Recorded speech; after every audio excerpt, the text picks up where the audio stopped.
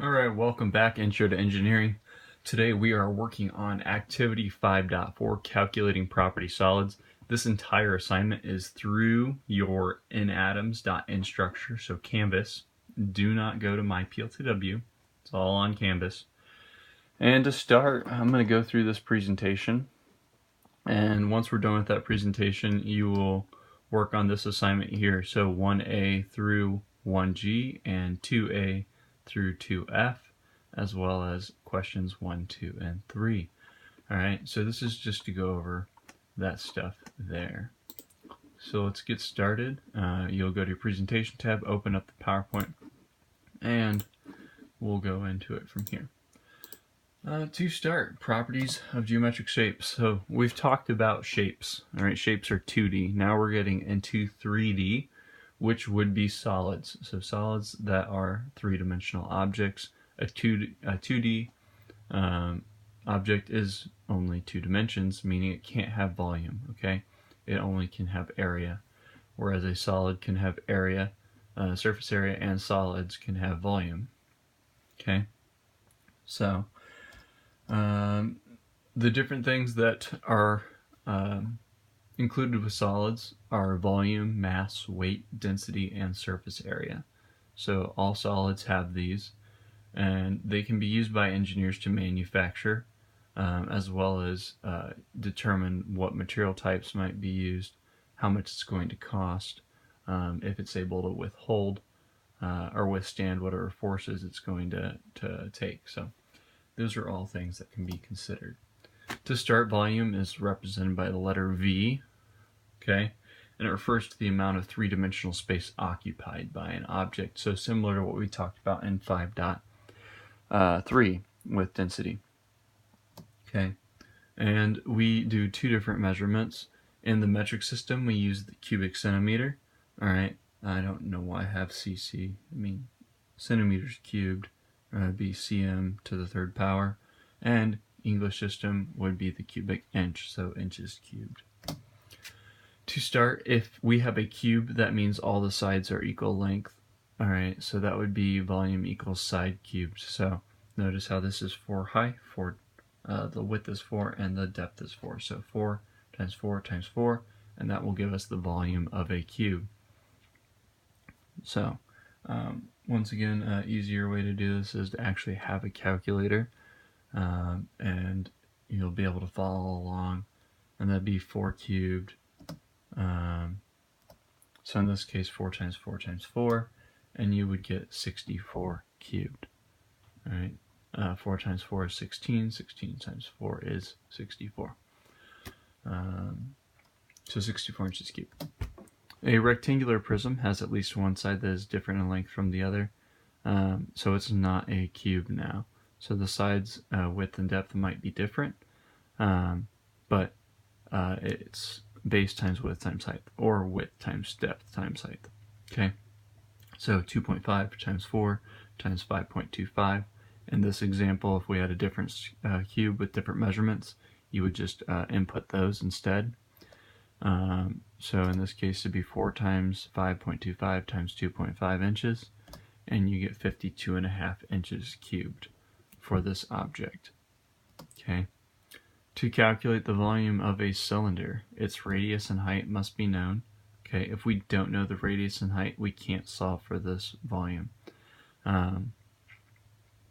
So to figure out the volume of a cylinder, it would be volume equals pi times the radius squared times the height. So if we look here, the height of the cylinder is 6 inches from bottom to top. The radius, true radius, is 1.5 inches. So we plug that in, 1.5 squared times 6 times pi. So 1.5 squared times 6 times pi, and you get 42.4 inches cubed, and that's what the volume would be for this cylinder. A cone is a little bit different. That'd be volume equals pi r squared, pi times the radius squared times height divided by 3. And once again, all these volumes formulas are in your formula sheets. So the question is not whether you can remember them or not. It's a lot of the test questions, I'm going to give you guys extra information, and you need to be able to decipher what is the correct information to plug in. All right, because in the real world, you guys can look up volumes. If you don't remember a formula, it's accessible to you. What the computer's not going to be able to tell you is which information is the important stuff that you need to input. So I don't test you on if you guys can remember a formula. I test you on if you guys can decipher through information that can correctly be used. Okay, so pi times radius squared times the height. In this case, our diameter is 1.5 inches. All right, that's what that symbol there means. That means diameter. So don't go plugging in 1.5. All right, because the diameter is the length all the way across. We need halfway across, so the radius. So that would be 1.5 divided by 2, which is 0.75. So we have pi times 0.75 inches squared times the height, which is 2 inches. And then we divide that by 3. So make sure you follow your order of operations first, so 0.75 squared, and then pi and 2, and then divided by 3, and you'll get a volume of 1.18 inches cubed. All right, this is that formula sheet I was talking. You guys have all these formulas available to you, so there should be nothing surprising. Okay, that would be there for you. Okay, mass. All right, we talked about this in 5.3, but we're going to review it again. Mass refers to the quantity of matter in an object, so it's not the weight. All right, it is the amount of matter in the object. Your mass does not change depending on where you are. Your weight will change because weight is determined by gravity. All right, so in our SI or metric system, mass is represented through grams, whereas in the US customary system, it is represented by slugs. Weight is the force of gravity acting on an object, okay? And in the metric system, weight is represented by newtons, and the US customary system uses the pound, okay? Mass and weight are not interchangeable. We've talked about this. Weight is mass times gravity. So our weight is determined by gravity because mass doesn't change unless you actually remove something from it. But mass times gravity will give you weight. So in this case, gravity is two different numbers depending on whether you're in the metric system or whether you are in the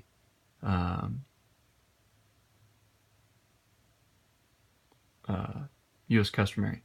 All right, if it's asking for weight, then we know we're in the standard, US standard. So when it asks for mass, don't give it in grams. You need to provide it in slugs if it's asking for weight, okay?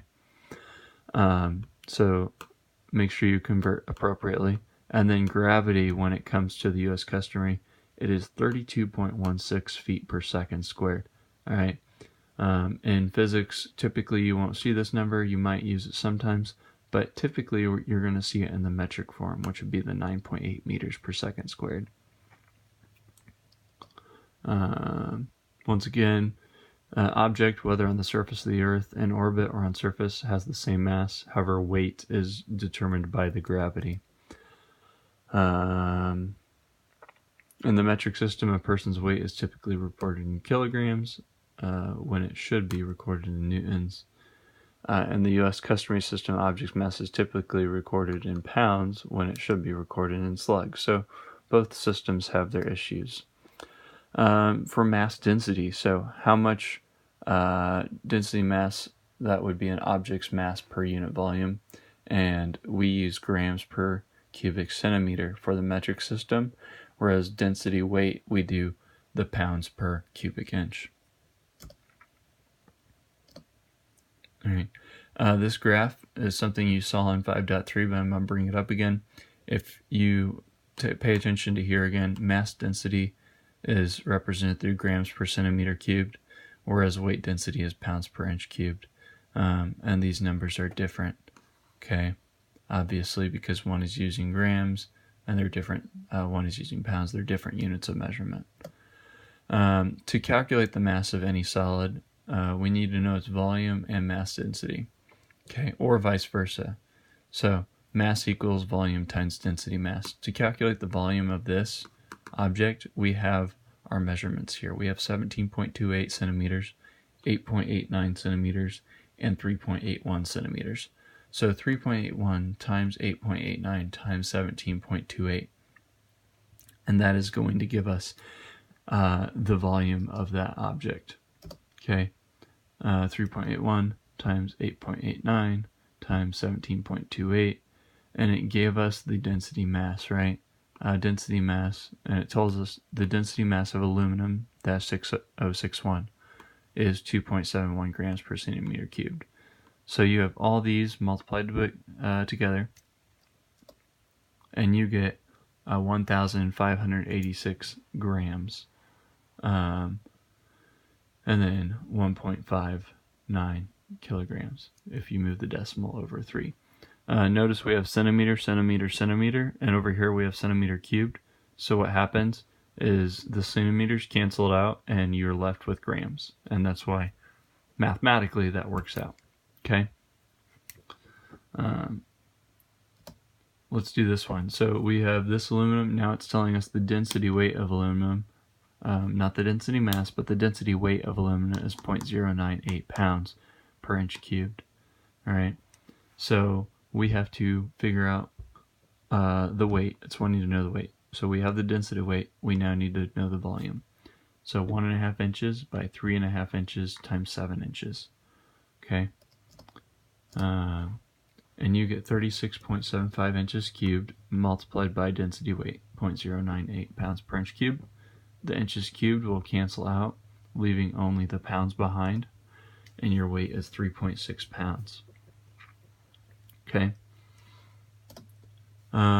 There is a distinction between area and surface area. So area describes the measure of the two-dimensional space enclosed by a shape. Okay, keyword shape. Area applies to shape.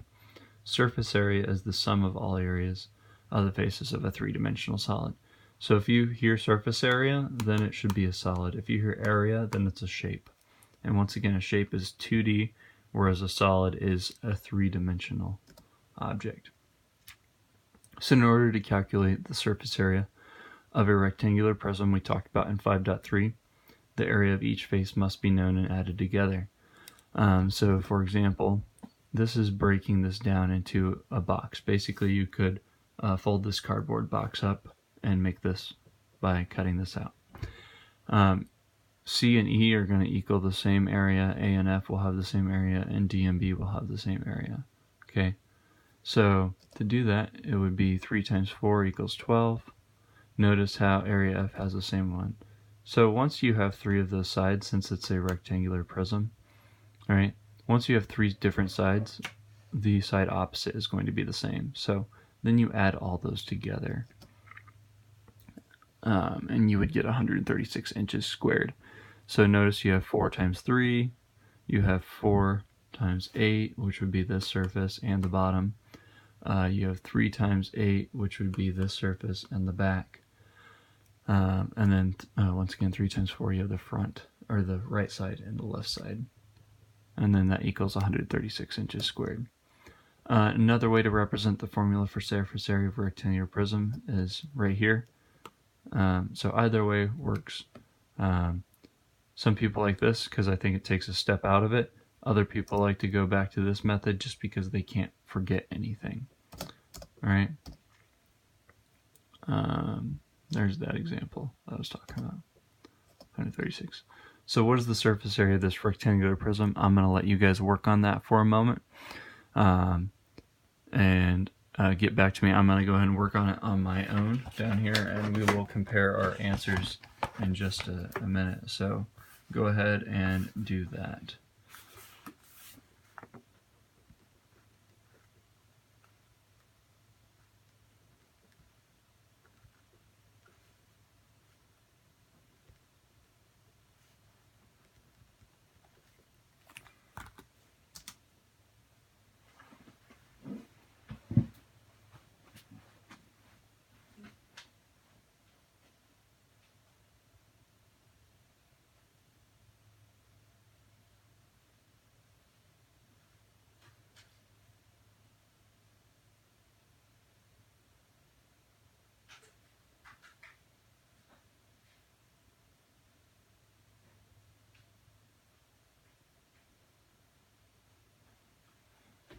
Alright, so have you figured it out yet? If not, let's go ahead and do this. So we got 2.5 times 4 is going to be 10 inches cubed. Or sorry, 10 inches squared.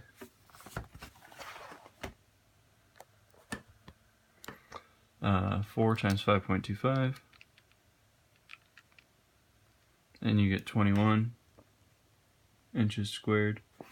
And 2.5 times 5.25. And you get 13.125. Alright, so we got 10 plus 21 plus 13.125, and multiply that by 2. And we should get a 70.25 inches squared.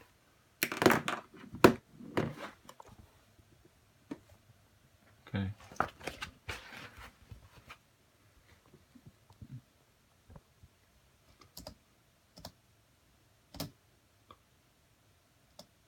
Ah, what did I do wrong?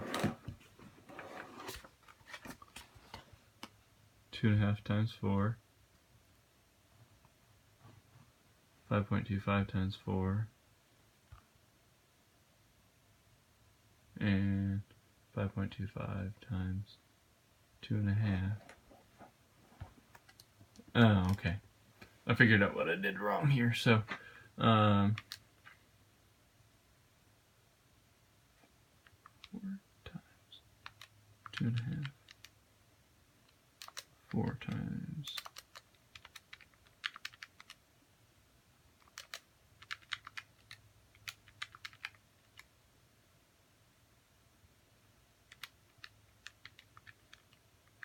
When I added up my numbers, I wrote down the wrong number. So then multiply by 2, and 88.25 now. So, alright, so you should get 88.25, okay, inches squared. Make sure you add up your numbers correctly. So that would be that. In order to calculate the surface area of a cube, that would be area equals s squared, or 6s squared, right? Because each side is going to equal the same, and there's 6 sides of a cube. So if it was 4 times 4, that would be 4 squared would be 16, 16 times 6, and you get 96 inches squared, okay? To find the surface area of a cylinder, it would be 2 pi r times the height plus 2 pi r squared, alright? And those formulas are all on there, so let's go ahead and walk through this one right here, okay? I'm gonna go ahead and put this down here. Okay, and the formula is once again 2 pi radius times the height plus 2 times pi times the radius squared. In this case, we have 2 pi, and the radius is 1.5. The height is 6 plus 2 pi, the radius is 1.5, once again 1.5 squared. Okay, so we start to put those together, and you end up with a surface area for that cylinder of 70.7 inches squared. Okay, so this here ends up being 56.55 plus 14.14. Okay, so that is that PowerPoint. I'm going to minimize out of here. Once again, the assignment here is to do all of 1 and all of 2. It's not just calculating out the volume, but you're going to calculate volume, surface area, weight, and then you're going to do some mathematical questions here. So for example, if 1 gallon of paint will cover 57,600 square inches, how many gallons would be needed to give 2 coats of paint to the 25,000 boards? All right, and then once again, you know, if you had to ship it for $4.25 a pound, how much would it be? Things like that. All right, so you can see how these can come out to be useful as an engineer, being able to calculate how much materials you would need, or how much it's going to cost to ship all this, etc. All right, if you have any questions, talk to your other classmates, talk to the sub. Once again, if you have questions, you can email me, but I can't guarantee that I'll be able to get back to you. If I have access, I will email you. Otherwise, good luck, and this will be for a grade. All right, so make sure you get it done, and have a good day. Good luck.